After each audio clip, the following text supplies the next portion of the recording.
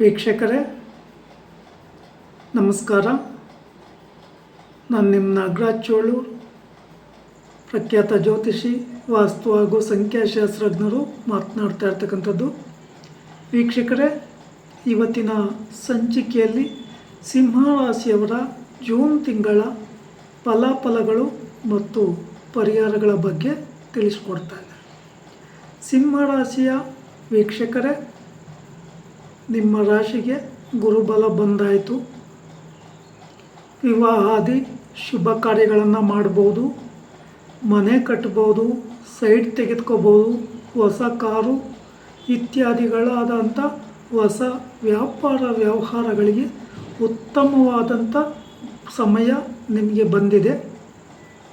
ಈ ಅವಕಾಶವನ್ನು ಸರಿಯಾದ ರೀತಿಯಲ್ಲಿ ಸದ್ಬಳಕೆ ಮಾಡಿಕೊಂಡು ನಿಮ್ಮ ಕಾರ್ಯಗಳಲ್ಲಿ ಯಶಸ್ಸನ್ನು ಕಾಣೋದು ಬಹಳ ಒಳ್ಳೆಯದು. ನಿಮಗೆ 1 ವರ್ಷಗಳ ಕಾಲ ಗುರುಬಲ ಇರ್ತದೆ. ಈ ಸಮಯದಲ್ಲಿ ನಿಮ್ಮ ಆಸೆ ಆಕಾಂಕ್ಷೆಗಳನ್ನು ಈಡೇರಿಸಿಕೊಳ್ಳಿಕ್ಕೆ ಅಥವಾ ನಿಮ್ಮ ಯಾವುದಾದ್ರೂ ಕಾರ್ಯಗಳು ಸ್ಥಗಿತ ಆಗಿದರೆ ಅದನ್ನು ಪೂರ್ಣ ಮಾಡಿಕೊಳ್ಳಿಕ್ಕೆ ಪ್ರಯತ್ನವನ್ನು ಮಾಡಿ. ಇನ್ನು ವಿಶೇಷವಾಗಿ ನಿಮ್ಮ ರಾಶಿಗೆ ಅಷ್ಟಮದಲ್ಲಿ ರಾಹು ಸ್ಥಿತರಾಗಿರೋದ್ರಿಂದ ಸ್ವಲ್ಪ ನಿಮ್ಮ ರಾಶಿ ಸಪ್ತಮದಲ್ಲಿ ರಾಹು ಸ್ಥಿತರಾಗಿರೋದ್ರಿಂದ ಆರೋಗ್ಯದ ಬಗ್ಗೆ ಹೆಚ್ಚಿನ ಜಾಗರೂಕತೆಯನ್ನು ವಹಿಸಿ. ಪಾರ್ಟ್ನರ್ಶಿಪ್ ವ್ಯವಹಾರ ಉತ್ತಮವಾಗಿ ಇರೋದಿಲ್ಲ. ಸಾಧ್ಯವಾದರೆ ಶ್ರೀ ಕ್ಷೇತ್ರ ಕುಕ್ಕೆ ಸುಬ್ರಹ್ಮಣ್ಯದಲ್ಲಿ ಸರ್ಪ ಸಂಸ್ಕಾರ, ಶಾಂತಿ ಹೋಮ, ಆಶ್ಲೇಷ ಬಲಿ, ನಾಗ ಪ್ರತಿಷ್ಠೆಯನ್ನು ಮಾಡಿಸೋದು ಬಹಳ ಉತ್ತಮ. ಇಲ್ಲದಿದ್ದರೆ ನಿಮ್ಮ ಯಶಸ್ಸನ್ನು, ನಿಮ್ಮ ಅಭಿವೃದ್ಧಿಯನ್ನು ನೋಡಿ ಕೆಲವರಿಗೆ ತಡೆಯಲಿಕ್ಕಾಗದೆ ಏನಾದರೂ ದೃಷ್ಟಿದೋಷ ಅಥವಾ ಇನ್ನಿತರ ತಂತ್ರಗಾರಿಕ ಕ್ರಿಯೆಗಳು ನಡೆಯುವ ಸಾಧ್ಯತೆ ಇರೋದ್ರಿಂದ ವಿಶೇಷವಾಗಿ ಈ ಪರಿಹಾರಗಳನ್ನು ಮಾಡಿಕೊಳ್ಳಿ. ಅಥವಾ ನಿಮ್ಮ ಸಮೀಪದಲ್ಲಿರ್ತಕ್ಕಂಥ ಸುಬ್ರಹ್ಮಣ್ಯ ದೇವರಿಗೆ ಮಂಗಳವಾರಗಳಂದು ಪೂಜೆ ಕೊಡ್ತಕ್ಕಂಥದ್ದು, ಕೆಂಪು ಹೂಗಳನ್ನು ಅರ್ಪಣೆ ಮಾಡ್ತಕ್ಕಂಥದ್ದು ಬಹಳ ಉತ್ತಮವಾಗಿ ಇರ್ತದೆ.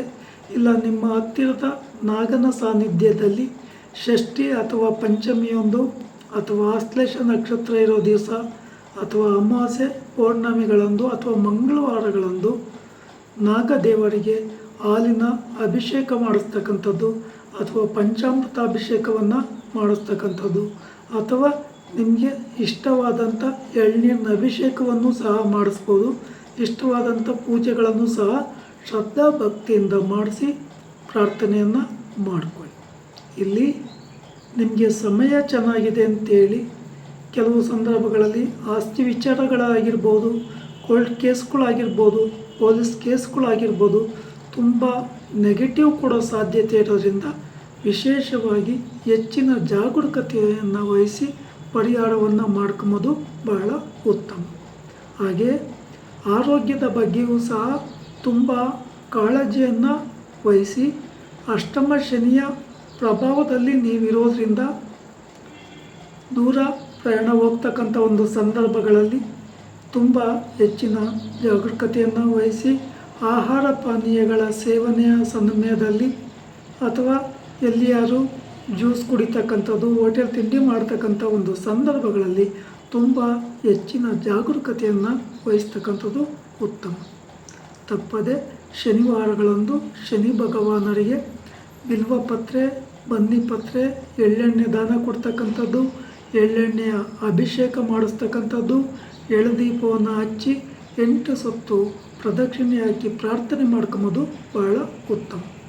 ವಿಶೇಷವಾಗಿ ಶನಿವಾರಗಳಂದು ಕಟಿಂಗ್ ಮಾಡಿಸ್ಬಾರ್ದು, ಶೇವಿಂಗ್ ಮಾಡಿಸ್ಬಾರ್ದು, ನಾನ್ ವೆಜ್ಜನ್ನು ತೆಗೆದುಕೋಬಾರ್ದು. ಕಪ್ಪು ಮತ್ತು ನೀಲಿ ಬಣ್ಣದ ವಸ್ತ್ರಗಳ ಧಾರಣೆ ಉತ್ತಮ ಅಲ್ಲ. ಹಾಗೆ ಹೊಸ ವ್ಯಾಪಾರ ವ್ಯವಹಾರಗಳಿಗೂ ಸಹ ಶುಭಪ್ರದವಾಗಿ ಇರೋದಿಲ್ಲ. ಈ ಸಂದರ್ಭದಲ್ಲಿ ಪಾರ್ಟ್ನರ್ಶಿಪ್ ವ್ಯವಹಾರ ಮಾಡ್ತಕ್ಕಂಥದ್ದು ಉತ್ತಮವಾಗಿ ಇರೋದಿಲ್ಲ. ಸಾಧ್ಯವಾದಷ್ಟು ನಿಮ್ಮ ಸ್ವಂತ ದುಡಿಮೆಯಲ್ಲಿ ವ್ಯವಹಾರ ಮಾಡೋದು ಬಹಳ ಒಳ್ಳೆಯದು. ವೀಕ್ಷಕರೇ, ಇಲ್ಲಿ ವಿಶೇಷವಾಗಿ ಈ ರಾಶಿಯವರಿಗೆ ಭಾನುವಾರ, ಬುಧವಾರ, ಗುರುವಾರ, ಸೋಮವಾರ ಶುಭಪ್ರದವಾಗಿ ಇರ್ತದೆ. ಪೂರ್ವ ದಿಕ್ಕು ಸಹ ಈ ರಾಶಿಯವರಿಗೆ ಶುಭಪ್ರದವಾಗಿ ಇರೋದರಿಂದ ಈ ದಿನಗಳಲ್ಲಿ ಈ ದಿಕ್ಕಿಗೆ ಸಂಬಂಧಿಸಿದಂಥ ವ್ಯಾಪಾರ ವ್ಯವಹಾರಗಳನ್ನು ಮಾಡ್ತಕ್ಕಂಥದ್ದು ಬಹಳ ಉತ್ತಮವಾಗಿ ಇರ್ತದೆ. ಸಾಧ್ಯ ಆದರೆ ಆಂಜನೇಯ ದೇವರಿಗೆ ಪೂಜೆ ಕೊಡ್ತಕ್ಕಂಥದ್ದು, ಆದಿತ್ಯ ಹೃದಯ ಸ್ತೋತ್ರವನ್ನು ಪಾರಾಯಣ ಮಾಡ್ತಕ್ಕಂಥದ್ದು, ಓಂ ನಮಃ ಶಿವಾಯ ಮಂತ್ರವನ್ನು ಜಪ ಮಾಡ್ತಕ್ಕಂಥದ್ದು ಅಥವಾ ಹನುಮಾನ್ ಚಾಲೀಸ್ ಪಾರಾಯಣ ಮಾಡೋದರಿಂದ ಇವರ ಜೀವನದಲ್ಲಿ ಉಂಟಾಗ್ತಕ್ಕಂಥ ನೆಗೆಟಿವಿಟಿಯನ್ನು ದೂರ ಮಾಡಿ ಶುಭ ಫಲಗಳು ಖಂಡಿತ ಸಿಗುತ್ತೆ. ಆದಷ್ಟು ಯಾರೊಂದಿಗೂ ಕಲಹಕ್ಕೆ ಹೋಗ್ದಲೇ ಇರ್ತಕ್ಕಂಥದ್ದು ಅಥವಾ ಕೆಲವೊಂದು ವಿಚಾರಗಳಲ್ಲಿ ಮನಸ್ತಾಪ ಮಾಡ್ಕೊಂಬೋದು ಅಷ್ಟೊಂದು ಉತ್ತಮವಾಗಿ ಇರೋದಿಲ್ಲ.